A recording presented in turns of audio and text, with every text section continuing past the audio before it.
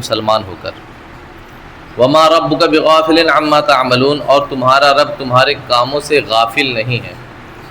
اس کے متعلق حدیث پاک میں آتا ہے، حضرت عبداللہ بن عباس رضی اللہ تعالیٰ عنہما روایت فرماتے ہیں کہ رسول اللہ صلی اللہ تعالیٰ علیہ وسلم جب صحابہ کرام کو کچھ تعلیم فرماتے تو صحابہ اگر کسی بات کو سمجھ نہ پاتے تو وہ یوں عرض کرتے، راعنا یا رسول اللہ۔ کیا کہتے تھے؟ راعنا یا رسول اللہ، ہماری رعایت فرمائیے، یعنی دوبارہ سمجھا دیں یا ہم کو معنی اور مفہوم کو سمجھنے کا موقع دیں۔ جب نبی کریم صلی اللہ تعالیٰ علیہ وسلم صحابہ کرام کو کوئی بات بتاتے اور صحابہ کو کوئی بات سمجھ میں نہ آتی تو وہ کیا کہتے تھے عربی زبان میں؟ راعنا یا رسول اللہ، یا رسول اللہ ہماری رعایت فرمائیے، یعنی ہم ابھی بات کو مکمل طور پر سمجھ نہیں پائے ہیں، یا تو دوبارہ ہم کو سمجھائیے یا پھر کچھ وقت دیجیے تاکہ ہم اس بات کو سمجھ سکیں۔ لیکن یہودیوں کی زبان میں لفظ راعنا کا استعمال توہین کے لیے یا بد دعا کے لیے بھی ہوتا تھا۔ اس زمانے میں یہودیوں کے یہاں صحابہ کہتے تھے راعنا یا رسول اللہ، راعنا، اور یہودیوں کے یہاں یہ لفظ توہین کے لیے یا بد دعا کے لیے استعمال ہوتا تھا، اور یہودی اسی معنی کو سامنے رکھتے ہوئے توہین یا بد دعا کی نیت سے حضور کی خدمت میں راعنا کہا کرتے اور آپس میں ہنسا کرتے تھے۔ سمجھے؟ وہ حضور کی توہین کرتے، توہین والا لفظ استعمال کرتے، یعنی راعنا معنی اس کا توہین لیتے۔ حضرت سعد بن معاذ رضی اللہ تعالیٰ عنہ جو یہودی کی لغت اور زبان سے واقف تھے، انہوں نے جب یہودیوں کو راعنا کہتے سنا تو ان سے کہا، تم پر اللہ کی لعنت ہو اے یہودیوں، اب اگر میں نے کسی کو راعنا کہتے سن لیا تو اس کی گردن اڑا دوں گا۔ یہودیوں نے کہا، آپ ہم پر کیوں برہم ہوتے ہیں، ہم پر کیوں غصہ ہوتے ہیں؟ مسلمان بھی تو راعنا کہتے ہیں، یعنی مسلمان بھی راعنا کہتے ہیں، ہم بھی راعنا کہتے ہیں، لیکن جو صحابی کہتے تھے راعنا، اس راعنا کا معنی الگ ہوتا تھا، اور یہودی جو کہتے تھے وہ حضور کی توہین کرنے کے لیے کہتے تھے۔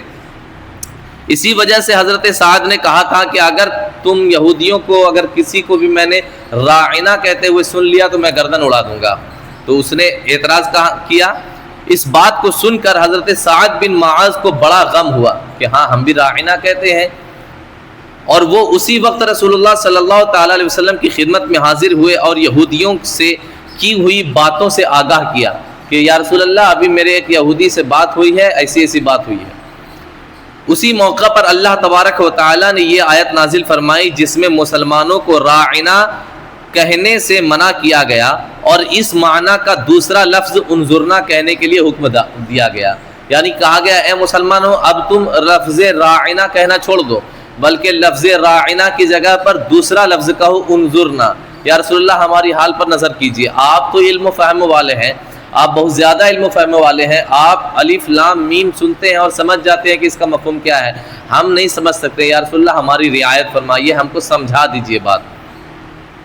انظرنا کہنے کا حکم دیا گیا، اور یہ تنبیہ بھی کی گئی کہ پہلے ہی سے پوری توجہ کے ساتھ سنو تاکہ انظرنا کہنے کی ضرورت بھی نہ پڑے۔ جب تم حضور کی بارگاہ میں بیٹھو تو پورا متوجہ ہو کر کے حضور کی بات سنو تاکہ تمہیں دوبارہ انظرنا کہنے کی ضرورت نہ پڑے، یا رسول اللہ پھر سے سمجھا دیجیے، پھر سے سمجھانے کی ضرورت نہ پڑے اور دوبارہ سننے کی ضرورت نہ پڑے، ایک ہی مرتبہ میں تم بات سمجھ جاؤ۔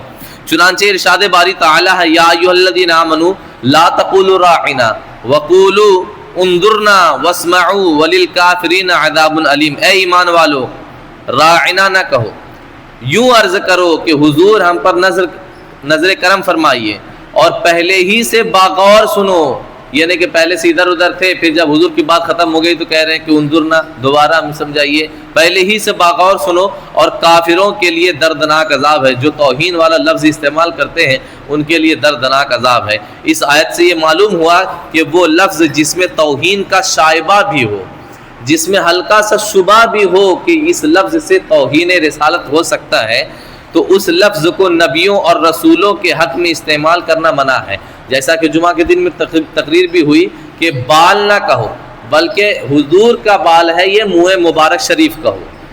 ایسا لفظ حضور کی بارگاہ میں استعمال کیا جائے جیسے الفاظ میں اللہ تبارک و تعالیٰ اپنے محبوب کو پکارتا ہے، کبھی حضور کا نام نہیں لیتا اللہ تبارک و تعالیٰ، ہمیشہ الگ الگ القاب سے پکارتا ہے، کبھی یا ایھا المزمل، کبھی یا ایھا المدثر، کبھی یاسین کہتا ہے، کبھی طٰہٰ کہتا ہے۔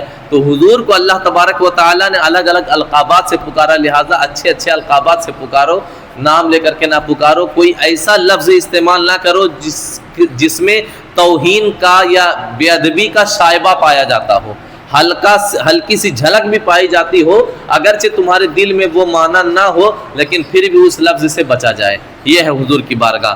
وَلِلْكَافِرِينَ عَذَابٌ علیم سے یہ معلوم ہوا کہ انبیاء کی توہین کرنا کفر ہے۔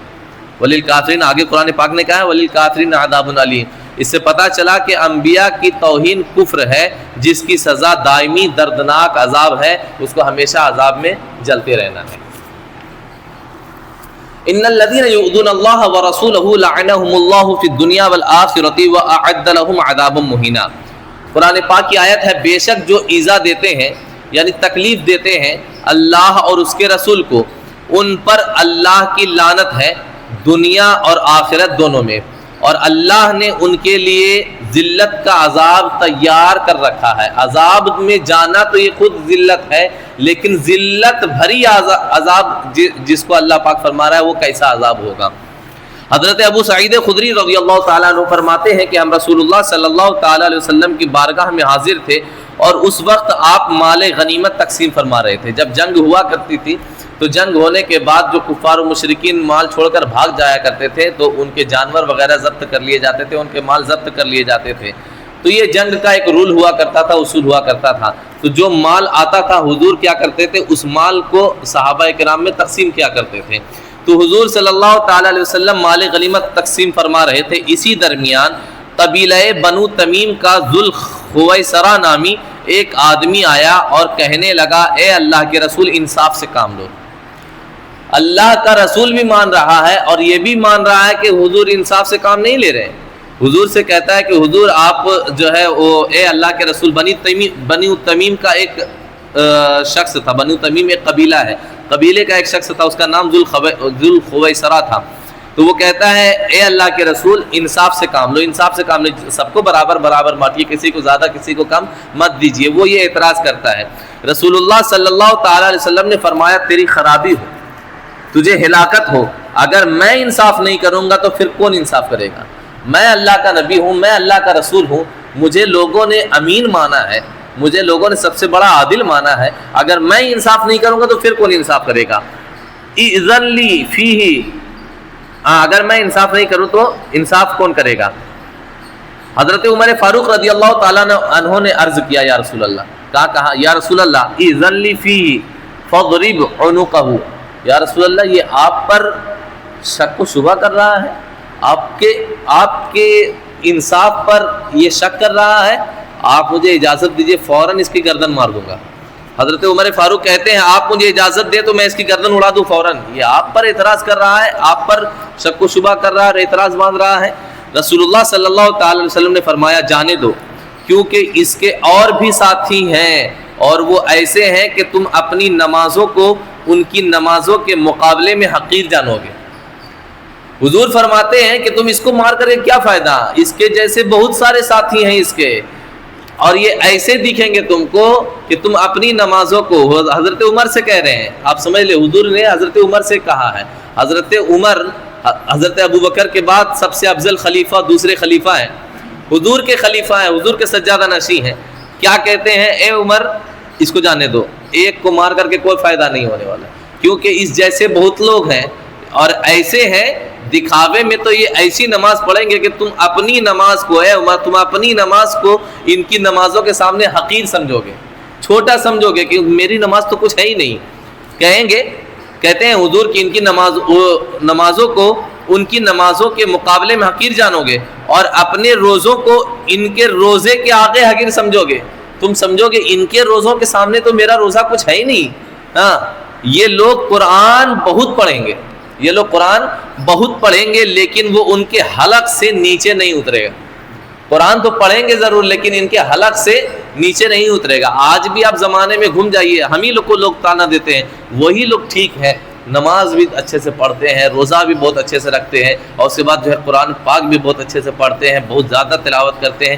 حضور نے فرمایا ہے ان کو چھوڑ دو. حضور کی بارگاہ میں پتہ کیا چلا کہ اکثر گستاخ بھی آپ کو ایسے ہی ملیں گے جو قرآن پاک بہت اچھا پڑھیں گے, بہت زیادہ پڑھیں گے, نماز بھی بہت پڑھیں گے, روزے بھی بہت رکھیں گے. حضور نے کہا کہ اس جیسے بہت ہیں, یمرقون من الدین کما یمرق السهم من الرمیۃ.